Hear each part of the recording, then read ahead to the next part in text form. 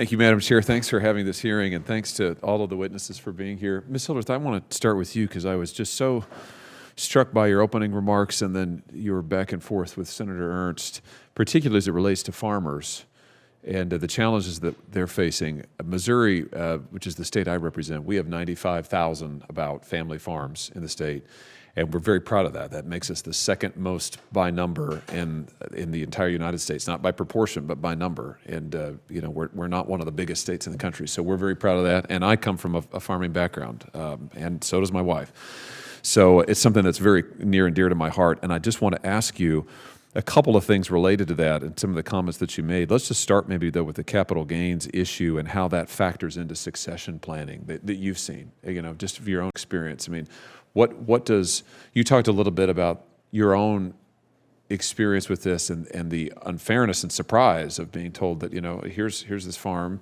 that you have inherited, but that you're also now responsible for. And the first thing is you've got a massive tax bill that you now have to pay. So just in your own observation and from your own experience, what's that like? And how do you think that affects farmers who are saying, boy, I want to keep this farm in the family. I want to give my son or daughter a shot at farming, but we've got to get around this obstacle. Just talk to us about that.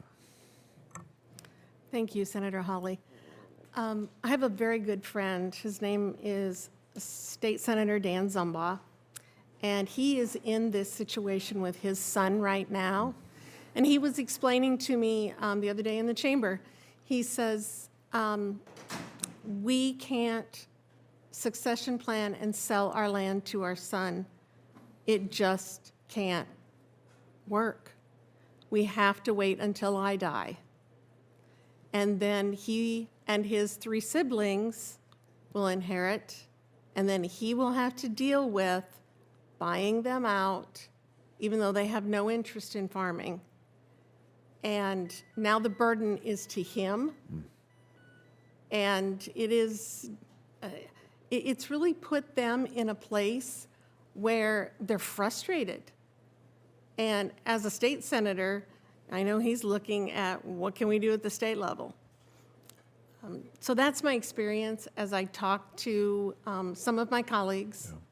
And my role as Executive Director of Calhoun County Economic Development, well, I'm 7 months old into this job.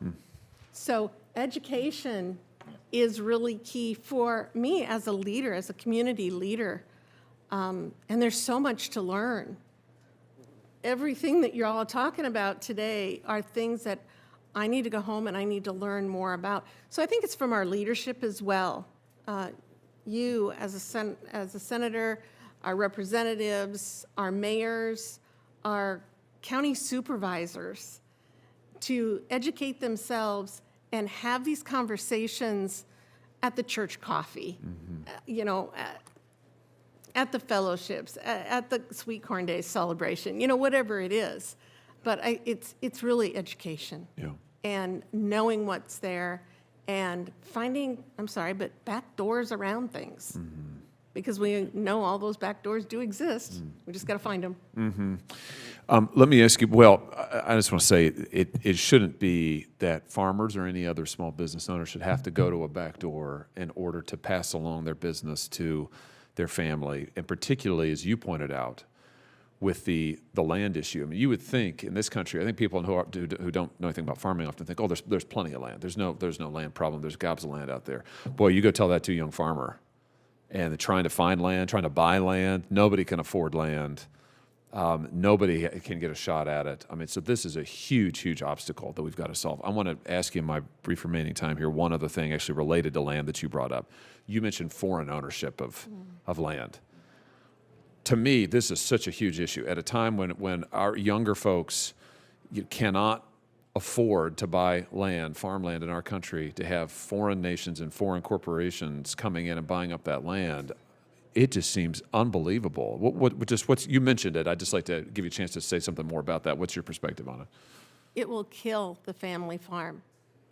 These foreign adversaries, they're going to come in, and if given the opportunity, they're going to suck up the good land, and who knows what they're going to do with it. Yeah. Our farmers, our Iowa farmers, as I'm sure our Missouri farmers, are stewards of the land. They take care of the land. They reinvest in the land.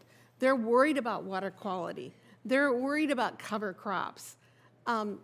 They are stewards of the land. And my fear is some of these other companies that come in and buy land, they're not going to be stewards of our land. Thank you. Thank you, Madam Chair.